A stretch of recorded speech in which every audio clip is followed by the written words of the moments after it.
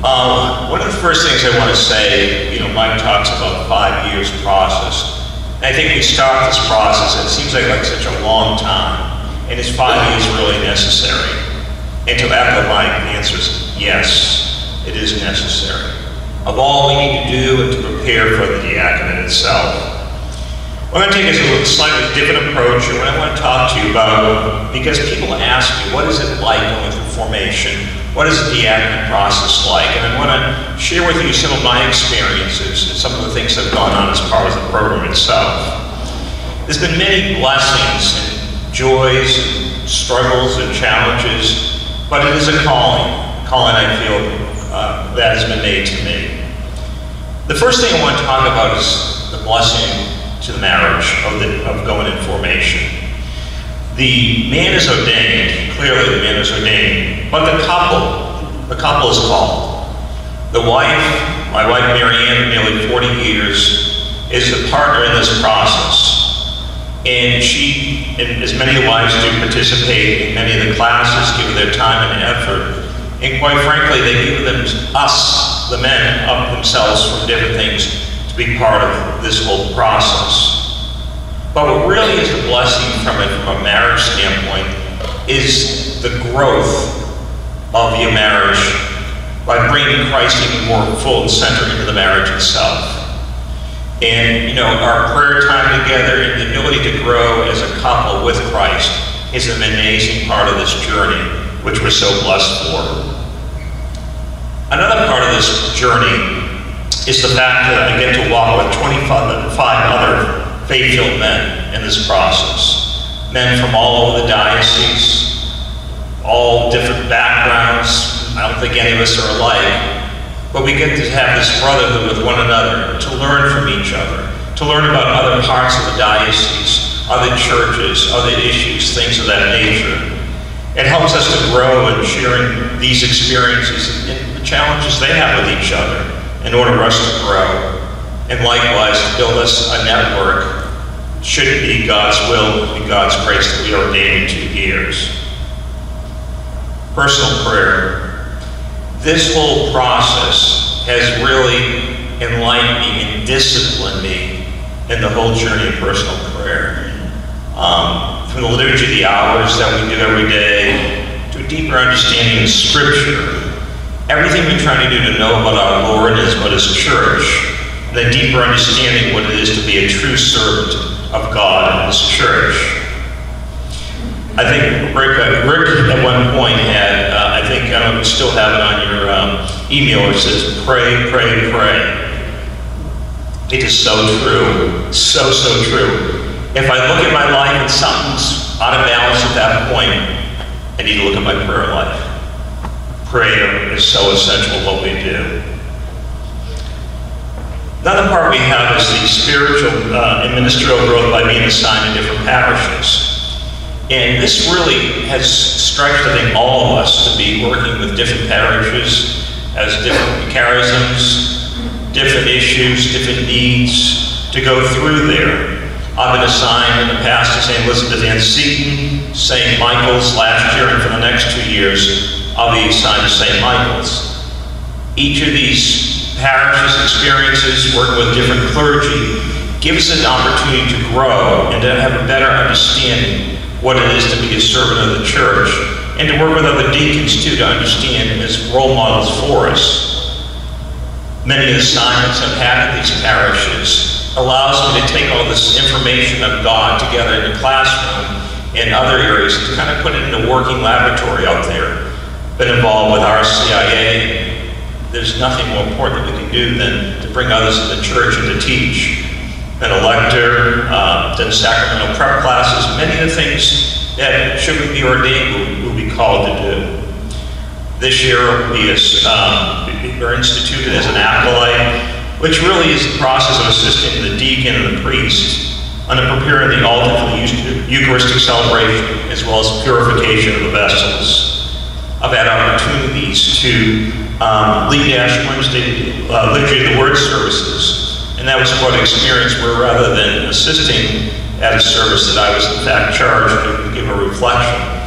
All these things call upon our prayer life, call upon our training and call upon us, give us this kind of window, if you will, into what the diaconate is. It humbles us each time we have that opportunity to do that. Well, one of the big things, I think you might hear a theme through all of us, is that this stretches us. It stretches us in our abilities and what we're called to do. And what you learn is your dependence on Christ, not yourself. I think if any of us guys relied on ourselves on this to get through this formation, I'm not sure anybody would be able to get through this process. It's relying on Christ to get you through, let Him lead the way.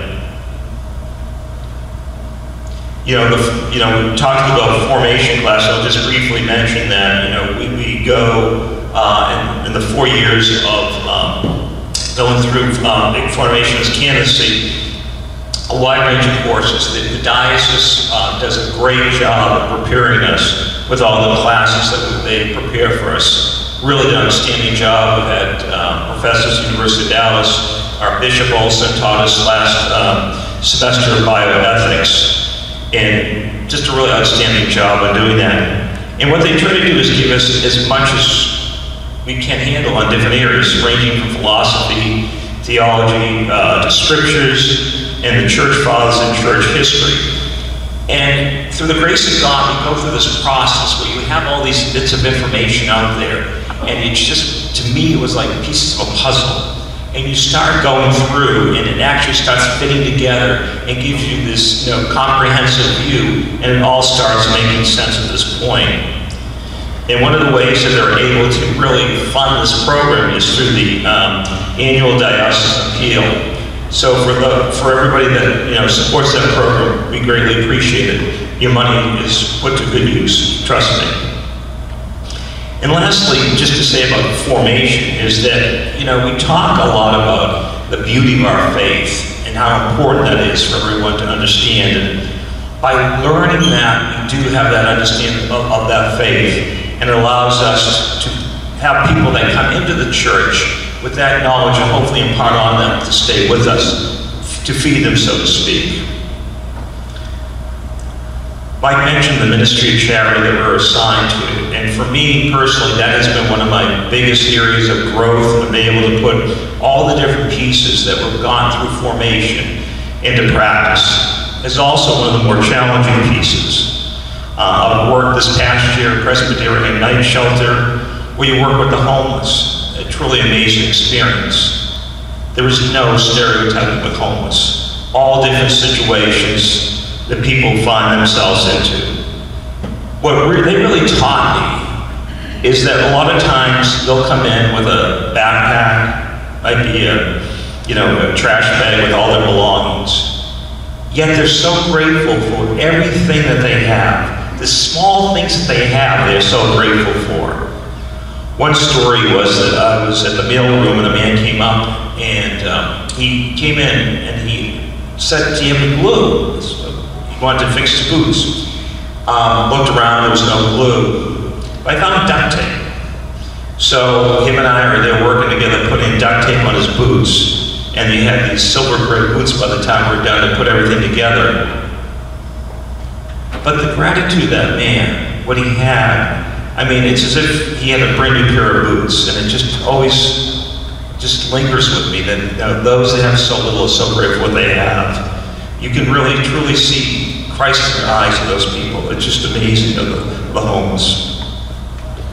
One thing I'd like to do is just put a little request in for Presbyterian Night Shelter from the standpoint of what they do is they try to take care of the needs of the homeless as well as to lift them out of homelessness. A lot of them need transportation to work. So what they do is they get donated bikes, fix them up if need be, and they use these bicycles as a way to get to work, doctor's appointments. So if anybody has a bike that's in the garage, it's going on 10 years, and you say, this is the year you're going to use it, you're not going to use it. If you want to let me know, I would be glad to take it off your hands and have it donated on behalf over to Presbyterian Night Shelter, just let me know. Another experience I had was being a chaplain at JPS. And that was an amazing, blessed, and one of the most challenging experiences I've been in. what I learned was a very important lesson there where, you know, sometimes I think men have a tendency to have the answers and want to try to be the fixer of everything. And after being asked to leave hospital rooms because I went in with some type of agenda, I learned to really trust in God, let the Holy Spirit guide me. And I think that's just so important lesson that I've learned in that we need to rely on the Holy Spirit to guide us on all areas. This one particular experience, what happened were that after I finally got that message and learned that lesson, was that I went into this room and this woman that was there, and she was terminal cancer, and she was kind of a tough, rough lady. And I just let her talk and go on with the conversation, did talk about God. And then kind of finally we got to that point, and then just talked a little bit about it. And then I asked her if she wanted a Bible, so I ran down to the chaplaincy office to get a Bible. And I saw this postcard, or a bookmark, I should say. It had the Sacred Heart of Jesus. So I took that with me with the Bible, gave her the Bible, and I gave that to her. And then as she got that, the tears started coming down her face. And then she asked if we could pray, and we prayed. And after the prayer was over with, she held on to my hands. It seemed like 5 minutes. She just wouldn't let go. It's probably 30 seconds or so. And that really impressed upon me, being there to be out to service to people and to let Christ lead the way.